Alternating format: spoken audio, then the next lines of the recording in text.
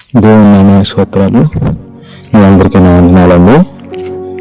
ఈరోజు దేవుని మాట ద్వితీయోపదేశ కాండము 15వ అధ్యాయము 10వ వచనం అండి. ఒకసారి చదువుకుందాము. నీవు నిశ్చయముగా వానికి ఇవ్వలను, వానికి ఇచ్చినందుకు మనసులో విచారపడకూడదు. ఇందువలన నీ దేవుడైన యెహోవా నీ కార్యములన్నిటిలోనూ నీ చేయి ప్రయత్నములన్నిటిలోనూ నేను ఆశీర్వదించును. పైన కొన్ని వచనాలు మనం జాగ్రత్తగా గమనించినట్లయితే బీదవారి గురించి, ఏమీ లేని వారి గురించి, పేదల గురించి, ఇంకా దీనస్థితిలో ఉన్న వారి గురించి, ఇలాంటి వారి గురించి అక్కడ చెప్పబడింది. అదేవిధంగా చెడ్డ పనులు, చెడ్డ ఆలోచనలు చేయకుండా, చెడ్డ కార్యాలు చేయకుండా ఉండాలని పైన వాక్యాల్లో, పైన వచనాల్లో మనకు తెలపబడింది. అయితే ఇక్కడ మనకు చెప్పబడుతున్న అంశాలు చూడండి. ముఖ్యమైన అంశం ఏంటంటే, మనం చేయి ప్రతి పనిలోనూ నిన్ను దేవుడు ఆశీర్వదిస్తానని చెప్తున్నాడు. మనకి దేవుడు ఎప్పుడు ఆశీర్వదిస్తామంట? మనము పైన వచనాల ప్రకారం అయితే వారిని కనికరించినప్పుడు, లేని వారిని దయ చూపించినప్పుడు, వాళ్ళకి కనికరం చూపించి వాళ్ళకి ఏమైనా మనం దయ చేసినప్పుడు, అప్పుడు దేవుడు మనకు గొప్ప కార్యాలు జరిగిస్తాను అంటున్నాడు. అందుకంటే ముందు ఇంకొక మాట, ఇంకా కొన్ని అన్నాయి చూడండి.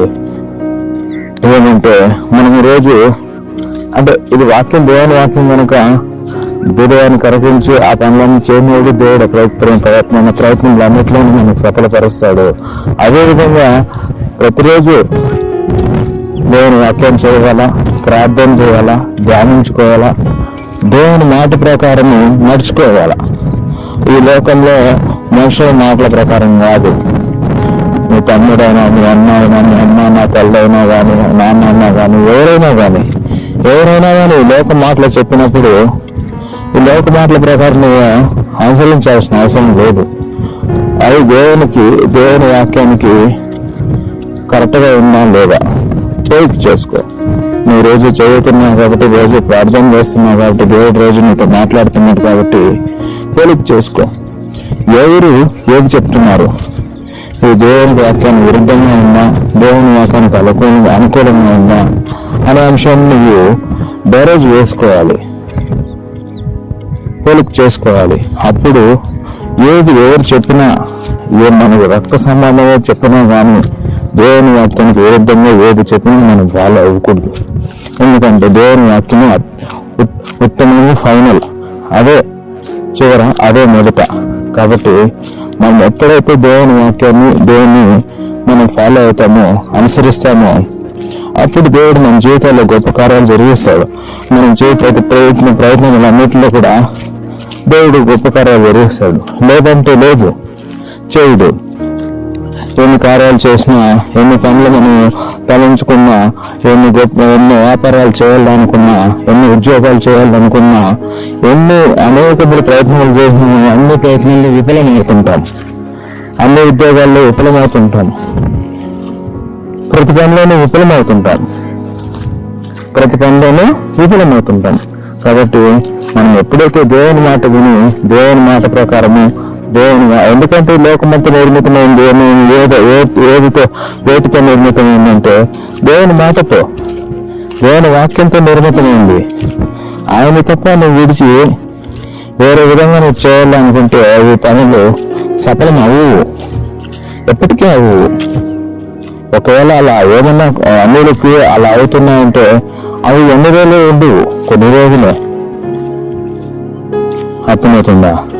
కాబట్టి మనం చేయాల్సిన విషయం ఏమంటే, దేవుని వాక్యానుసారంగా, దేవుని మాటానుసారంగా, ఆయన మాటలు ఏ విధంగా చెప్పబడుతున్నాయో ఆ విధానంలో మనము దేవుడు కనుకరిస్తూ ప్రతిరోజు ప్రార్థన చేసుకుంటూ, దేవుని మాటానుసారంగా మనం ప్రార్థన చేసుకుంటూ, వాక్యానుసారంగా మనం జీవించినప్పుడు దేవుని కార్యాలు మీ జీవితంలో అద్భుతాలు చూస్తారు, ఆశ్చర్య కార్యాలను చూస్తారు. ఒక రోజు కావచ్చు, 2 సంవత్సరం కావచ్చు, 2 సంవత్సరాలు కావచ్చు. నువ్వు గొప్ప కార్యాలు చూడాలంటే నువ్వు దేవుని వాక్యానుసారంగా జీవించు. ఆయన ఇచ్చే ఆశీర్వాదం లోక ఆశీర్వాదకరంగా ఉండదండి. అబ్రహాం చూడండి, అనేక మంది దాసురాండ్లు గొప్ప కార్యాలండి. అలాంటి ఆశీర్వాదాలు మీరందరూ పొందుకోవాలంటే దేవుడి వాక్యానుసారంగా ఆయన చెప్పిన మాట ప్రకారంగా మీరు చేయాలి. అప్పుడు దీవించబడతారు. కాబట్టి దేవుడి వాక్యం దీవించిన ఒక ప్రార్థన చేసుకుందాము. కృపణికం ప్రేమ కలిగిన తండ్రి, దేవాది దేవ, రాజాది రాజా, ఆశ్చర్యకార్యాలు అద్భుత కార్యాలు జరిగించగల దేవ, దీవెనైన తండ్రి నా ప్రభా, ఈ ఉదయకాలంగా మాతో మాట్లాడిన విధానం బట్టి నీ కృతజ్ఞతాస్తుతులు చెల్లిస్తున్నాం ప్రభా. ఈ వాక్యాన్ని మీరు దీవించి ఆస్వాదించండి. దిగ తండ్రి వింటున్న బిడ్డలందరినీ కూడా ప్రభా అయ్యా వాళ్ళ జీవితాల్లో గొప్ప కార్యాలు జరిగించండి. వాళ్ళ వాక్యానుసారంగా నీ మాటానుసారంగా జీవించుటకు సహాయం చేయండి. మీరు గొప్ప కార్యాలు వాళ్ళ జీవితంలో జరిగించండి. వాళ్ళ ఉద్యోగాల్లో వాళ్ళ వ్యాపారంలో నేను తండ్రి నా ప్రభా అయ్యా సమృద్ధిని దయచేయండి. నాయన అబ్రహ్మ ఆశీర్వాదాన్ని మీరు ప్రతి బిడ్డకు దయచేయండి. మీ నామాన్ని కనపరచుకోండి. ఆశ్చర్యకారులు అద్భుత కార్యాలు వాళ్ళ జీవితాల్లో జరిగిస్తారని అయ్యా తండ్రి వాక్యం దీవించి ఆశీర్వదిస్తారని యేసుక్రీస్తు నామమున ప్రార్థన చేసి అడిగి వేడుకుంటున్నాం తండ్రి. ఆమేన్.